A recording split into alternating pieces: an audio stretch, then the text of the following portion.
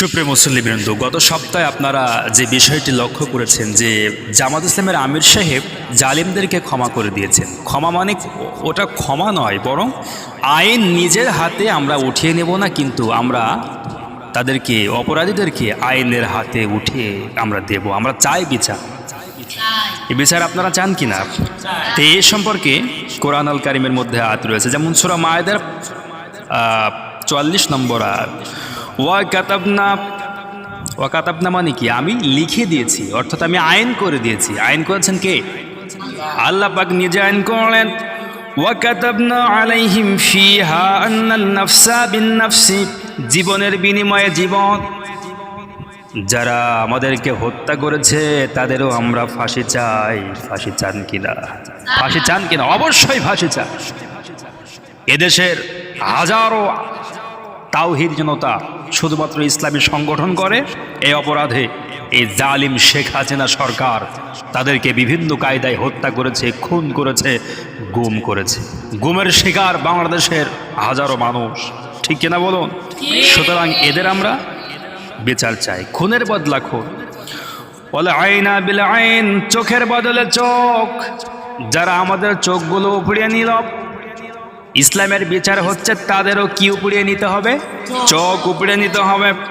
ওয়াল আনফা বিল আনফি, নাকের বিনিময়ে নাক।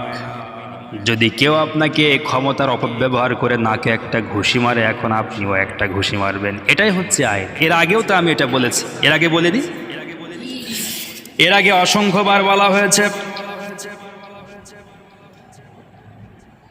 ওয়াল উযুনা বিল উযুন, এরপরে কানের বিনিময়ে কান।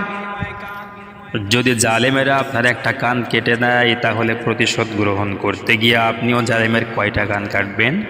একটা কান কাটবেন।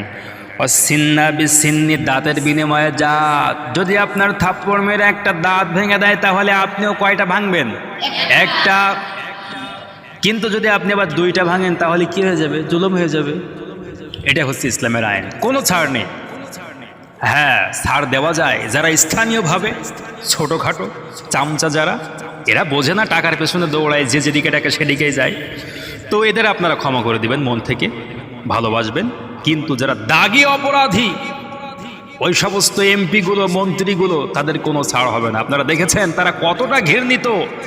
যে হাসানুল হক ইনু কুষ্টিয়া, আপনারা তাকে চেনেন। এই শয়তানটাকে যখন কোর্টে নিয়ে যাওয়া হচ্ছে, তখন বাইরে থেকে একজন এসে কি একটা লাথি দিল, আপনারা মিডিয়ায় লক্ষ্য করেছেন। তো এই জালেমদেরকে মানুষ কখনো ভালোবাসতো না। আবার ওই যে মানিক, কোনো মানুষের নাম বিকৃতভাবে ডাকা, এটা ইসলামে উচিত না। মানিক, তাকে নাকি কি ফাটিয়ে দেওয়া হয়েছে। হ্যাঁ, এগুলো মানুষের, এই মানুষগুলো হচ্ছে মানুষের ঘৃণার পাত্র। সারাটা জীবন তারা মানুষের উপরে জুলুম করেছে, নির্বিচারে মানুষ হত্যা করেছে। বাংলার মানুষ এদের বিচার চায়।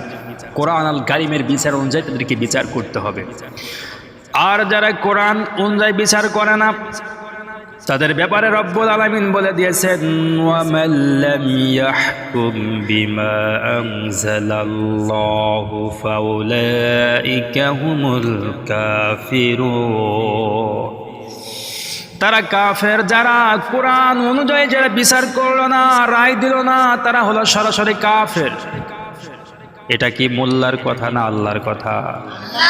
সুতরাং আল্লাহর কথা যারা অমান্য করলো, সন্দেহ করলো, অবিশ্বাস করলো, তারা কখন ইমানদার হতে?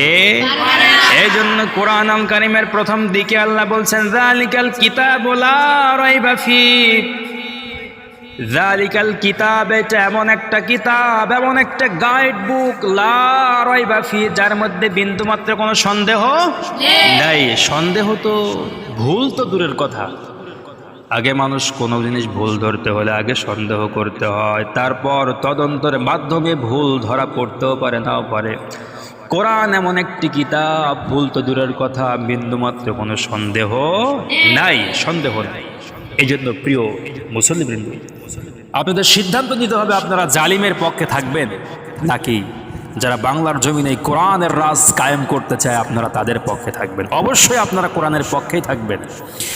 এই জন্য টুপি দাড়ি যেখানে আমরা থাকব সেখানে, আলেম ওলামা যেখানে আমরা থাকব